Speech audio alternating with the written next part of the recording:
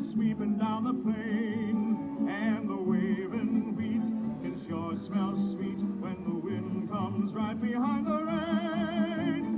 Rodgers and Hammerstein's Oklahoma changed the course of American musical theater, and this exhibit, called Rodgers and Hammerstein's Oklahoma, The Birth of Modern Musical Theater and a New Image for the State, celebrates the 75th anniversary of the debut of the amazing Broadway production.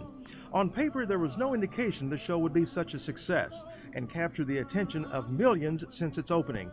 So I asked Natalie Fiegel, curator of exhibits at the Oklahoma History Center, what captured her attention when putting the exhibit together. For me, the most interesting things was the background with Lynn Riggs and his play Green Grow the Lilacs. I think that's just something that most people, they don't make the connection that that's where Rodgers and Hammerstein got Oklahoma from, that it is actually based on an Oklahoman play. And so that to me was just the most fascinating to put together. The exhibit will walk you through all kinds of fascinating elements of the musical and the song Oklahoma. Now, a lot of the props, sets, and backdrops were burned from the original Broadway production, but there are still a few important artifacts on display.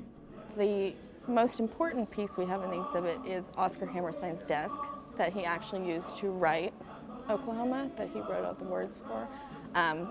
That's the most pressing. Otherwise, we have items from George Nye and his time in office when he helped make Oklahoma the state song. We have, of course, the album, the movie, various programs and whatnot from the 1940s from when it was on Broadway. Some parts of the exhibit will certainly create some fun toe-tapping moments, and other interactive displays elevate the entire experience of walking through here. I like the exhibit. I'm a native Oklahoman, so I love to see the Oklahoma things. While the exhibit creates various connections on different levels for the general public, for those who worked to put all this together, there were strong personal connections as well. So it feels different than a lot of exhibits in that sense, that it was more personal, and I had a little bit more of an emotional attachment to it because I grew up in Oklahoma. I'm native Oklahoman, and so I grew up singing these songs and seeing the movie and the play, and so all of it was very personal.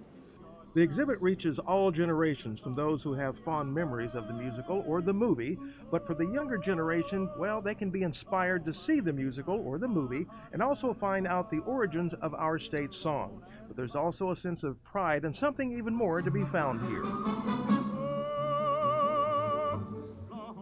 I think it can connect us to the state in more ways than people would recognize, and just the Oklahomans who have been in the play and what it's meant in that regard. And that 75 years later, it's still one of the most popular Rodgers and Hammerstein shows to be produced throughout the world.